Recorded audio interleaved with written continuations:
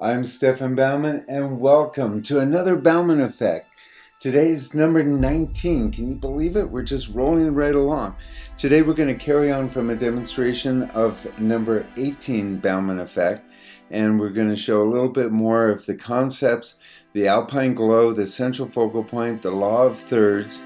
We're going to talk more about creating the effect and working on your memory and why that is so important. I give some clues on that. We're also going to be discussing, of course, color, brushstrokes, and transitions, one of the most important aspects of painting that nobody wants to talk about. We're going to be talking about cool colors, and I'm actually going to give a list of the cool colors, and we're going to be talking about keys. Now, every time you hear a bell ring, it's not only will an angel get its wings, but you will actually see one of the keys. If you want to get the keys list as far as it is right now, you can go to the Patreon. It is available there for anybody who wishes just to go on there and check it out. The list of the Bauman keys are there. This is the current updated list as far as Bauman 19. The list keeps on growing. We also discuss on this particular episode a sense of place and eye magnets. This video is stuffed full of all kinds of information, and we don't even get the painting finished. But what's important is that you get information that is valuable and that you can use. So sit back and relax and enjoy Bauman Effect number 19. The last week we got the painting up to this point. We put in the sky. It said I wanted to put in a moon. And now we're doing the Alpine Glow from Mount Shasta. And so that's going to be in here. This is the area that got burned out this spring. We're going to be putting a lake, a few trees in here. And it's going to be a dynamite painting when we get done. So let's, without further ado, let's get cracking into this. Now, one of the things that I do is I lay in the painting. And that's what we did at step one, is that we laid the painting in, and you want to cover all of your canvas. Now the first key that I have is come up with a concept. And so the concept is an Alpine Glow. I want to put in a little bit of a summer moon in there. And then, you know, I want to have a central focal point. And the central focal point is key. Most artists' paintings fail because they don't give that one central focal point. And even my students in Patreon, even my students on YouTube, and students that I coach, I mean, I can't tell you how many times I go, where's your central focal point? What were you thinking? So a central focal point is crucial. So my central focal point should be within the middle third somewhere. And the central focal point should be an effect of light. It can't be a thing. As artists, we don't paint things, we paint effects. And the effects on light are the things that catches our eye. There's only one thing that trumps an effect, and that is a feeling. We can get a feeling into a painting. We've talked about that before, but right now we're talking about effects. So I'm going to create an effect over on this side of the water here.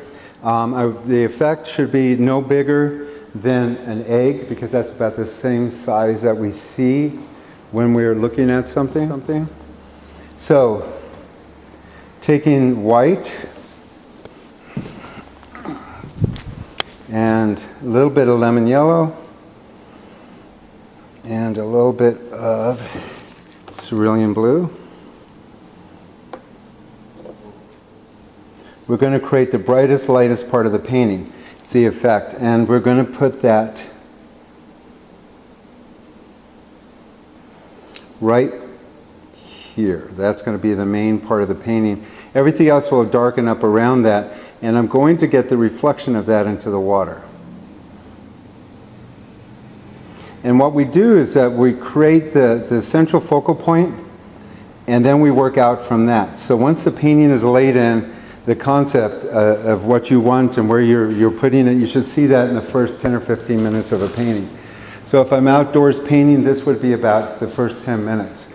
Now the light might be changing, and the thing that you have to do is you have to memorize what we're actually seeing. And when you memorize, you want to make sure that you memorize exactly the moment that you see. You could take a picture when you first start, but you don't want to refer to that, that picture. You want to make sure that you paint there on location, getting the effect, but sometimes we forget when we come back into the studio. So what we want to do is we want to take a quick picture of that, But the main thing is this, we want to watch what it is that we're looking at. We want to visualize, and a good way to memorize things is just stop for a moment before you start, breathe in, and then really activate your sense of smell. Your sense of smell is really the key to access your memory. A lot of times you'll smell something and you go, oh my God, that's like my third grade cafeteria. And so when you're out there painting, you want to inhale with your nose, really smell the area, and you'll be surprised how that will create my fan brush. I'm going to put in a few highlights of my trees back here, and I'm going to transition out. That's going to be my key right there also. These are mid-tone values. As I start working, I'll get a little lighter, a little darker. The problem that I find with a lot of paintings, and we talked about this last week, is most paintings just fall apart. There's no color. So I like to get the colors on. I'd rather kill a color, lower the chroma of a color, than have to start off with a color that is kind of wimpy and flat. Taking lemon yellow and white, I'm going to put a little indication on the back of the water. Now, as you can see, just that little focus, that little spot right there, that spot right there, right there. When you get that in, when you've noticed from the beginning of the painting, it kind of looked a little bit like a mess. Like, oh my God, Stefan, last week you were crazy. This week I'm a little more controlled, but actually that's the way you want to start, with a lot of power. A lot of this brushstroke in here that you see is what a lot of artists come to me for. They go, oh, you know, I paint so tight. And you know, when I put brushstrokes down, I overblend them. And I want to paint like those old masters that paint with a lot of loose brushstrokes, good brushstrokes. And there are a lot of suggestions on painting brushstrokes. A lot of my Patreon students are exposed to a lot of that. But we can only see things about the eye, about the size of an egg. It's about the size. So like if you're looking at somebody, you can either look at their left eye or their right eye. And when you look at their eyes, you can't see their nose and their mouth. And when you do portraits, a lot of times something's wrong with the nose and the mouth. It's because you got too much detail in it. But if you sit and stare at somebody's mouth, after about 20 minutes, they're going to go, do I have spinach in my mouth? You know? So it's real awkward. So you usually, you know, hey, look, my eyes are up here. That's, yeah. So, but when you get a central focal point, and you can sense it already, the painting all of a sudden now has a point. And when you have that point, you could develop that point. And seriously, you could almost leave all this loose brushstroke alone if you do this in the center here. Your center focal point is going to have the most detailed, the most contrast, the brightest bright, the darkest dark. That spot there, as we develop that, that's where the viewer will land. If I decide that I want to put a person or a bear, I would put that also over here in that central focal point area. The other parts of the painting are just like the choir. So this is the Barbra Streisand, and when we go see Barbra Streisand, we don't really give a hoot about the choir back there. We don't pay attention to them. They're just there. They would be missing if they weren't. But we want to focus on Barbra Streisand. So this is the Barbra Streisand effect. Boom, the highlight right there. The rest of the painting will fall into these brushstrokes, and a lot of the stuff that I do, I will actually hook onto those brushstrokes, giving me that real loose quality that everybody says they love to see in those paintings that are done so positively with good brushstrokes. All right, let us create beautiful mountains here. The light's pretty flat on Mount Shasta. But that doesn't mean that we couldn't have a cloud floating in between the light coming from the opposite side. Remember, an Alpine Glow is the glow of the sunset opposite the mountains. The mountains get the glow. It's the same thing that happens to Half Dome.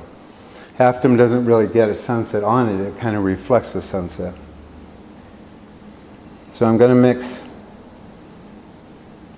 the color of my rock that I did last week.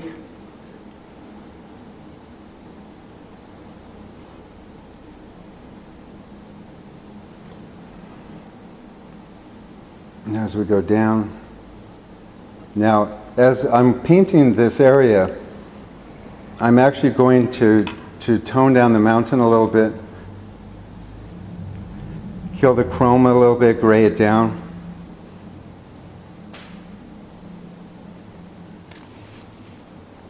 This part here is the part of having to pay your dues. People go, Stefan, quit talking and get to painting. And when I get to painting, it gets like, gotta concentrate. Getting the shape of the mountains in. Want to try to keep it on that pinkish glow. The thing that will really make the mountain look like Mount Shasta will be the glaciers. Taking ultramarine blue and asphaltum with some white. Remember, white isn't a temperature. White is a value maker. It doesn't matter what white you use. You could use Kremitz white or titanium white. White is white. It makes values. It doesn't make color. So it doesn't really matter which white that you use.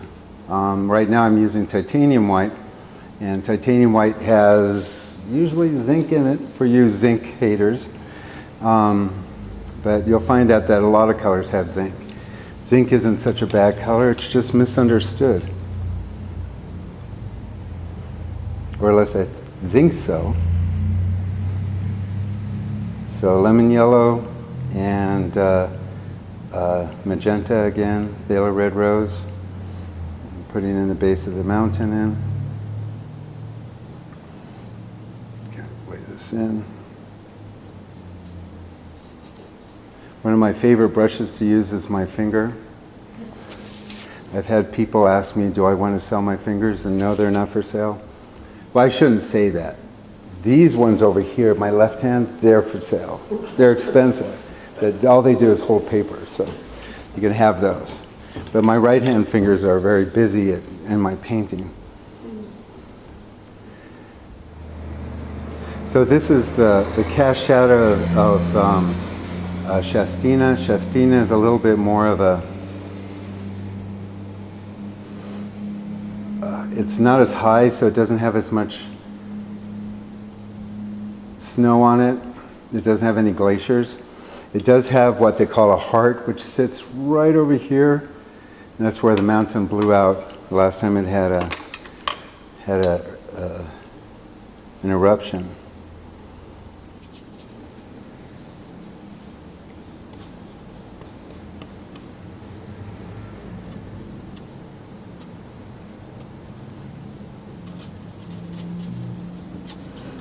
And it's kind of like the further back you go, the more doodling and diddling you do to get the detail. As you get forward, the painting moves along a little faster.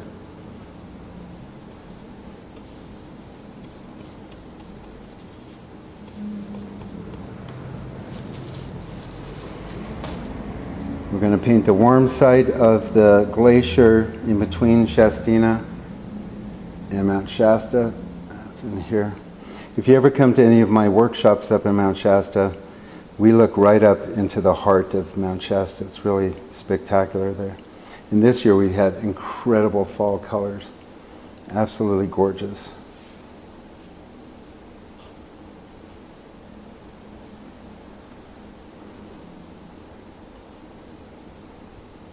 And you see these little snowbanks start to give the mountain some personality. Right where they come together, there's a transition. Transitions are the most important part of a painting. That's where the action happens. So where the light hits and where the shadow is in between, there's your transition. That's where you have all of the texture and all of the main color.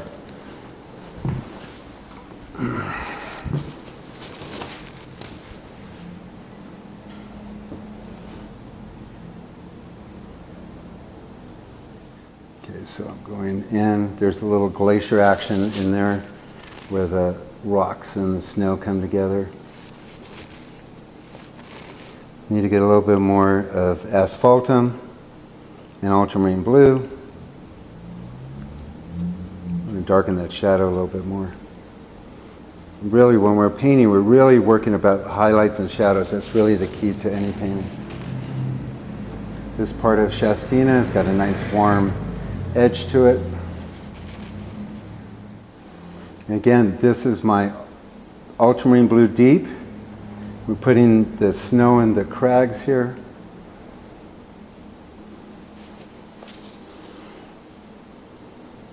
and get a little bit of highlight on the mountain here, and then we're going to move on so that you could see more of the rest of the painting being painted.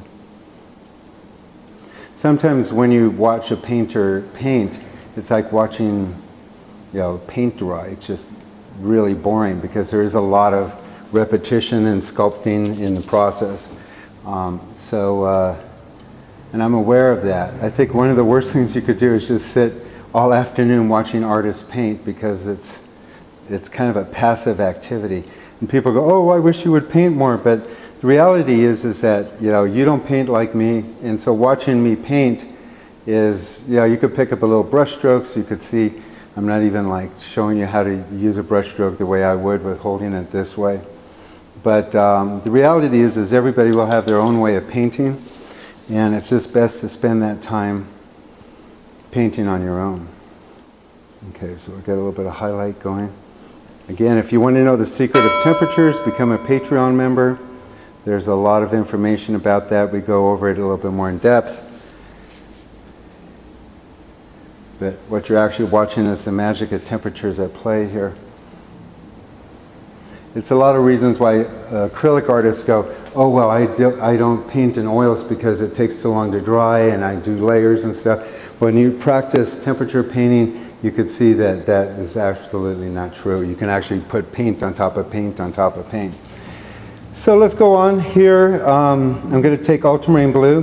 I'm going to make it dark green by taking ultramarine blue and cad yellow deep.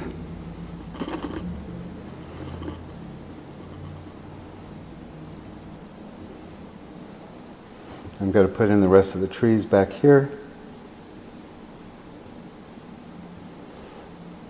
This easel sits a little lower than I'm used to, so I have to bend down a little so that you can kind of see over my shoulder here.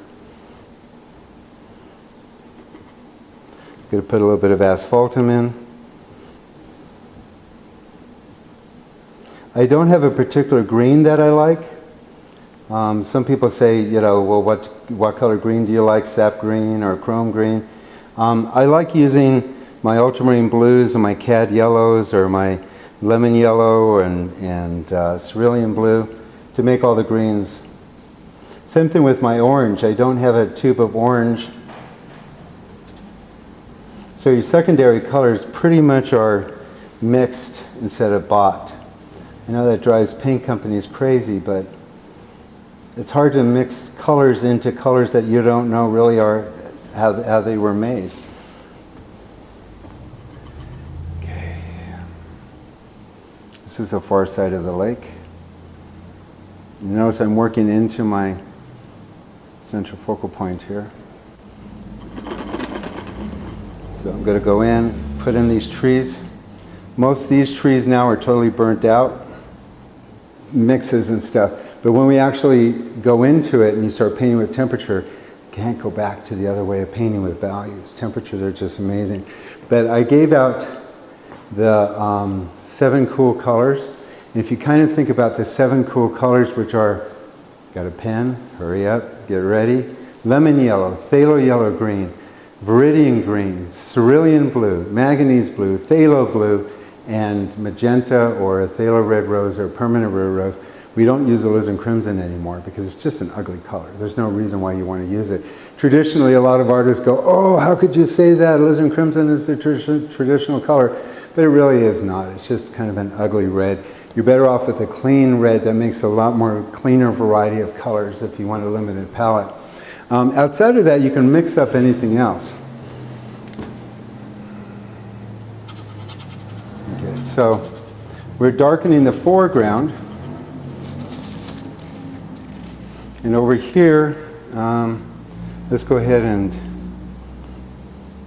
Now if you notice, my technique is kind of like shotgun, like a little over here, a little over there, bounce, bounce, bounce.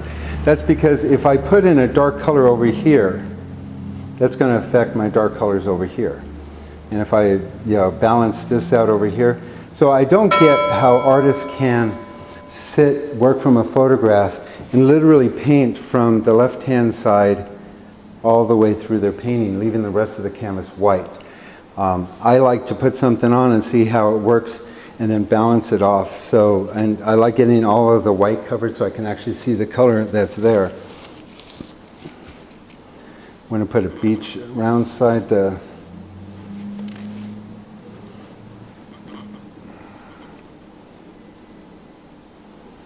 think we're going to put some rocks here.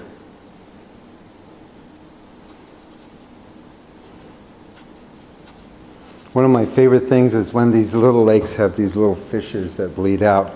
And so I think we're going to make this feel like a waterfall coming out of the little lake back here. Now, if you watch my videos and belong to my Patreon site, one of my main keys is a sense of place, and that is where the viewer actually has a place in the painting that they feel like they're actually viewing the painting from. So it's got rocks and water in the front. A lot of painters, they will actually just paint this part of it and you feel like you got your feet in the water. But literally the front third of the painting should actually be a foreground. So when I'm doing this, I'm thinking, how can I actually make my foreground more interesting? And again, here I can take my waterfall. Question is, do you set your palette up with warms on one side and cools on the other side? Yes, I do. So these are my warm colors on this side, these are my cool colors on this side. When I'm usually working an easel like this, I'll actually take the two sides of the easel and I'll have my cool colors on this side and my warm colors on that side.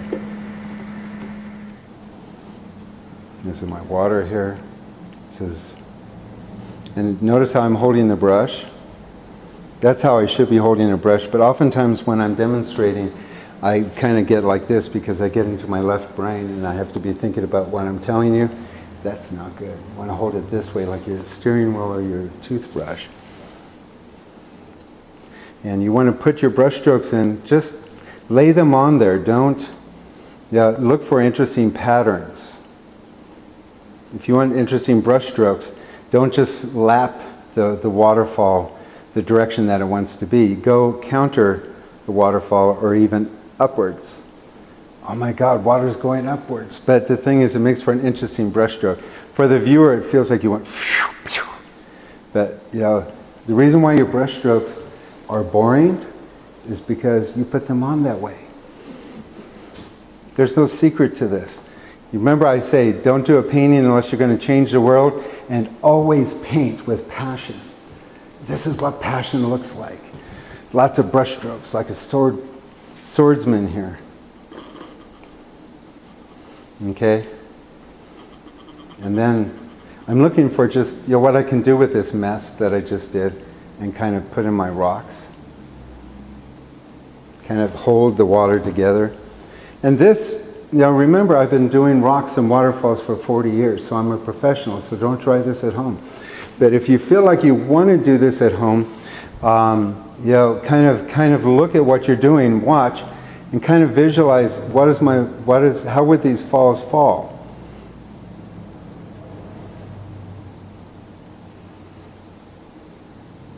Again, this is that ultramarine blue, deep, and asphaltum, about as black as you can make. Beautiful colors, like, oh.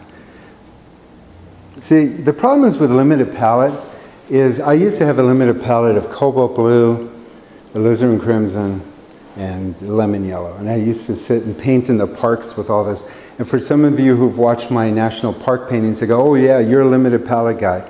The thing is, 40 years later, I'm not.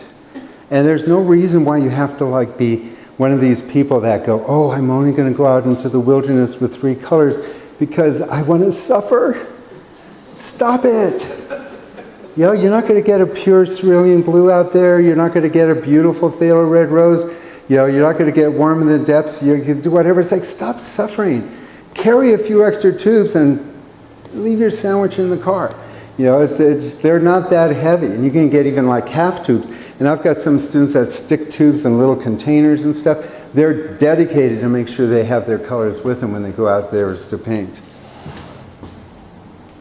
Okay, so I'm going to put in a couple of big boulders. Now remember, you want to create size, and in painting size matters. So you want big boulders in here, big boulders here. And the reason for that is you want to create the feeling of depth. And so big in the front, middle in the back, and then tiny back there. Make sure that all of the rocks that are here are bigger than those here, and these rocks are bigger than those there. These are bigger rocks than anything that's, you know, back in here. The secret behind painting something new and painting really great is being in that little small section of your mind where it's going, oh shit, oh shit. And you feel your toes curl and your hands going, what am I going to do? That's where new paintings begin. So you got to push the painting, lose control, and then bring it back again. But push it out and go, oh shit. Because that's what I'm thinking right now. It's like, oh shit, what am I going to do? These people are watching. You think this is easy to talk and paint at the same time? Okay, asphaltum. My brain's thinking, oh shit. Because I got to sit and put a mark in here. It's like, oh shit, oh shit, oh shit, oh shit. Ah, I like that. Another one in here. I'm making these trees bigger because they're up front. I'm letting them go outside of the canvas. Now, a couple of old rules when you're creating composition is that it's not a good idea to have little dangling branches coming from nowhere, or a tree coming in. You know, sometimes you see that in palm trees and ocean paintings, is that you have this palm sweeping in. And the thing is, it's really good in photography, and photographers can get away with it. But painters, we step back and we either include them or take them out. Having things dangling from on top is not a good idea. You've got to have something that shows us where that's coming from. If you have a tree here and you dangle some foliage up on top, that's okay, because we can tell where it's coming from.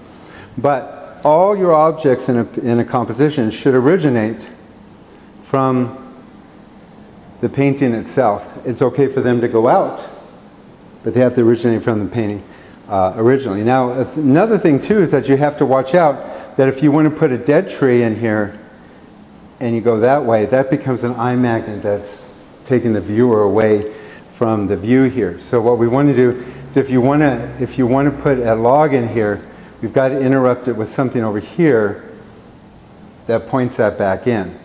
Now, back in the day when I used to, you notice how I'm going to go like this, oh shit, oh shit.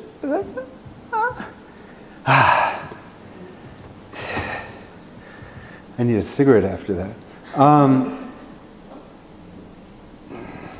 All right, and then let's see, 1, 2, 3, 4. Let's put in a fifth one because 4 is not a lucky number. And this one we're going to put in a little shorter. We'll show the top of the tree here.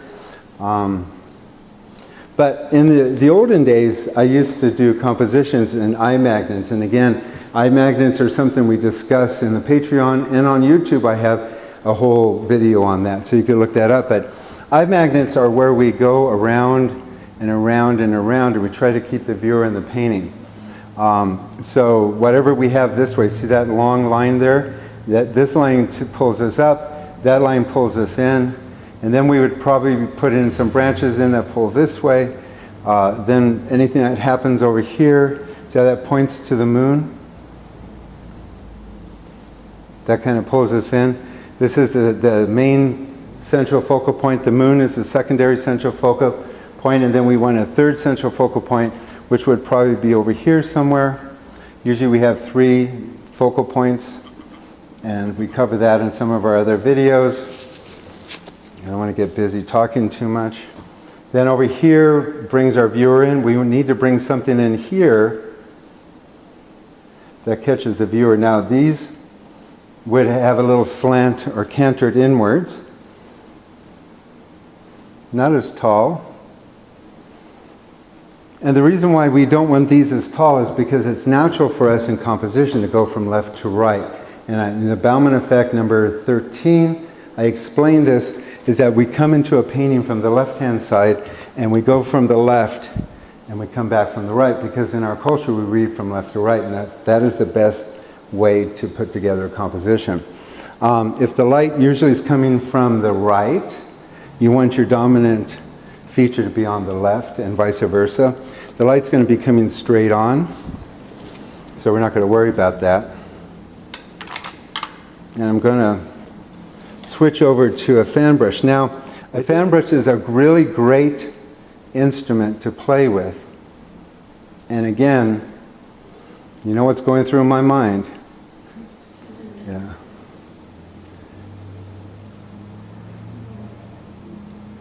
Those were just, they bent in too much, but they had the right idea. But anyway, I'm going to close this in for here right now.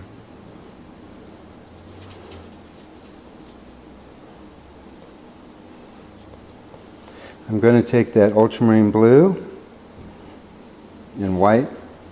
I'm just going to paint the granite rocks.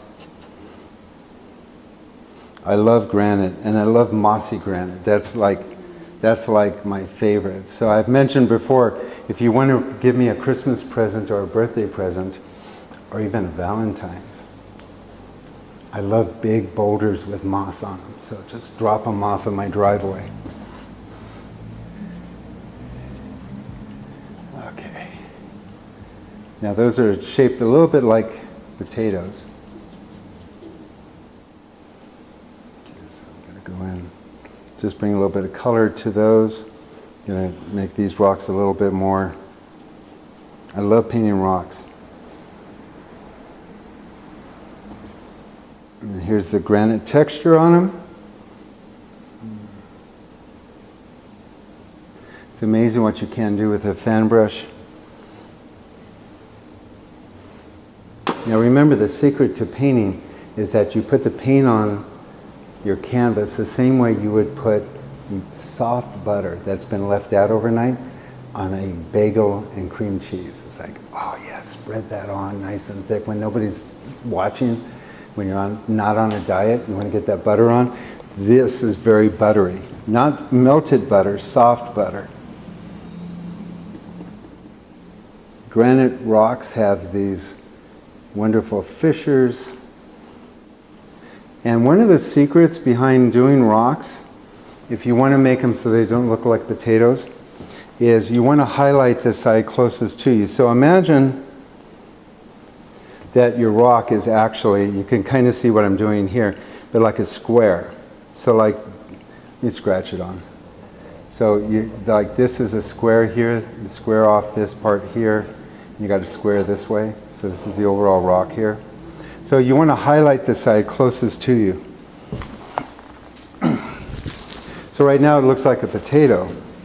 But watch what happens when I bring a little bit of light onto the front of it. It'll actually start bringing that side closer to you and giving you more of a three-dimensional rock. And plus also you want the rock to be reflecting the sky color above.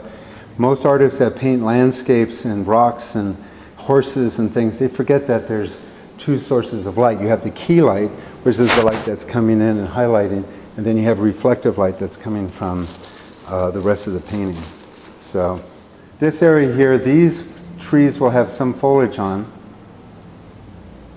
but they'll be a lot more sparse than these trees are. Again, just with a fan brush. I could do this whole painting with just this fan brush. I'm going to put in some bird holes of the mountain. And we talked about bird holes in our demonstration for trees. And this thing with fan brushes is that they all don't just cooperate the way that you want them, the way that you buy them. Sometimes you'll have a fan brush and it just works against you. It just says, no, I don't want to do it.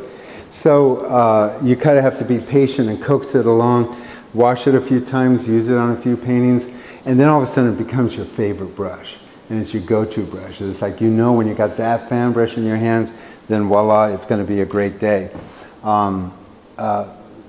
This one's a newer fan brush, so it's being a little bit stubborn. But then after it's given all that it can, eventually it starts to become something else. and it's no longer your favorite brush anymore, and you have to start the process all over again. You constantly have to be renewing your brushes. That's one of the biggest expenses, is buying your brushes over and over and over again. But one of the fallacies that artists do, because paint companies know this, is that you don't need that many brushes. You just need 1 or 2 or 3. You don't need all of the brushes in the world. So the key to it is buying just a few really high quality brushes and then go from there. You want to make sure that you make these interesting. Now, one of the things that these trees, there's Mount Shasta has these beautiful hemlock trees, and that's where you have these wonderful branches, and the foliage is just loose on the edges. There's not a lot of foliage, it's more branches, and they kind of have this elegant quality to them. So that's what's going to be happening up in here. I'll probably finish this more with my Patreon group. Yes, and shadows I like to have really transparent colors. I like to put them on thin enough so that we can actually see through them. So I do like transparent colors. Highlight colors tend to be a thicker application of paint. So when I finally get the moon in here, that paint will be the thickest. This area in here is really thick compared to everything else. So the highlighted areas are thick. That's when you add more white, but you want to use, your shadow color should be more transparent, more pure, less white, especially when you come up to the foreground. Well, I told you this episode was just chock full of all kinds of good information. And there's so much more information out there. Just keep on watching these YouTube videos. But I also recommend going to my Patreon station, because there are a lot of videos that are made that are outside of the YouTube family. And we'd love to join you on our Patreon group. It's not expensive. Just come in at the $5 level and you can get a lot of information. If you'd like to get a downloadable list of our keys, you can do so there at the Patreon station also. If you'd like to get other information about the different videos we have, artwork, and insights on painting, you can go to my website at www.stefanbaumann.com, and there you can register for a free book, Everything I Know About Painting. Now, if you want to get coaching, I highly recommend that you just contact me at 415-606-9074 and just inquire about how you can take your artwork personally, one-on-one with me, to the next level. It is the most amazing journey you will go on. So until the next time that we meet, always remember to paint with passion. And also never forget that what doesn't kill you makes you stronger. Except bears. Bears will kill you. I'm Stefan Baumann. I look forward to talking with you on our next Baumann Effect, and until then, have a grand week.